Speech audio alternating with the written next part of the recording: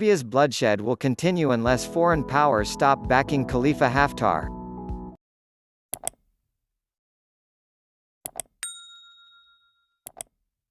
Support from the Emirates, Russia and the US is empowering the military strongman and worsening Libyans' suffering.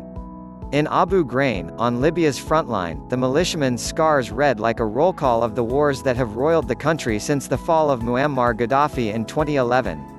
One of the fighters, a truck driver named Mohammed, removes his cap to reveal a balding pate etched with shrapnel gashes. From Daesh, he says, referring to a 2016 battle he fought against Islamic State in the Libyan city of Sirte. Now, he says, yet another foe has captured Sirte, rebel militias under the command of a 76-year-old aspiring strongman named Khalifa Haftar. Last Sunday, these militias attacked Mohammed and his men, killing 11 of them, ignoring a shaky truce in a long-running war that started last April with a blitz on the Libyan capital by Haftar's forces. A former army general under Gaddafi who defected in the 1980s and became a CIA asset, Haftar launched his invasion of Tripoli after years of war in eastern Libya, where he built up power. In attacking the weak, internationally recognized Government of National Accord (GNA) in the capital, he claimed he was going to unify the country and put an end to militias. To be sure, the GNA has been unpopular due to its administrative ineptitude and deference to corrupt militias. But a promising UN-brokered process was underway to replace that government and address the militia menace before Haftar's offensive scuttled it. An abiding quest for power has fueled Haftar's rise.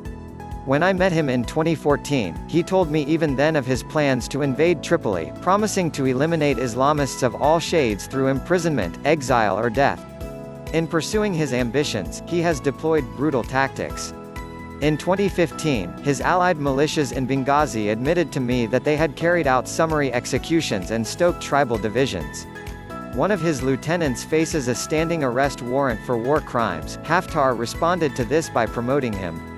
The war he launched in Tripoli has caused misgivings among his supporters. Far from the quick victory he promised, it has been a drawn-out slog that has left more than 2,000 dead, including hundreds of civilians, and displaced hundreds of thousands. Most alarmingly, the conflict has drawn in outside powers who have sustained it with high-tech weaponry, all in contravention of a UN arms embargo.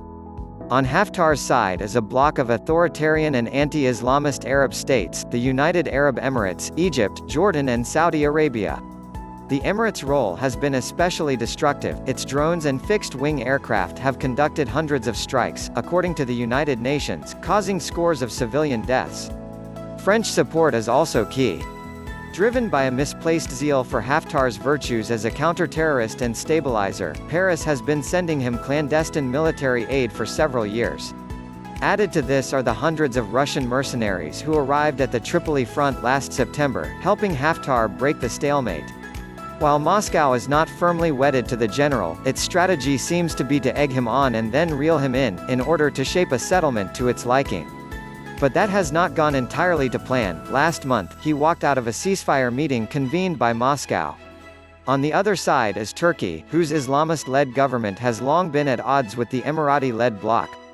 Not long after Haftar's attack, Turkey dispatched armed drones of its own to the GNA, and in recent weeks it has sent thousands of Syrian mercenaries, along with Turkish intelligence personnel, air defense systems and artillery. But this came at a cost. Turkey's president, Recep Tayyip Erdogan, is providing this new round of aid only after signing an accord with the GNA that enables Turkey to extend its exclusive economic zone in the eastern Mediterranean. A much-hyped international summit hosted by the German government took place earlier this month, but it failed to formalize a ceasefire. Haftar effectively spurned the talks. And indeed, in recent days, emboldened by the increased flow of Emirati arms, he has effectively restarted the war, bombing Tripoli's airport and civilian areas and blockading oil ports, which has caused production to drop dramatically and worsened the misery of Libyans. It's part of a creeping escalation that could embroil the capital in even more bloodshed. GNA commander told me. That may well be right.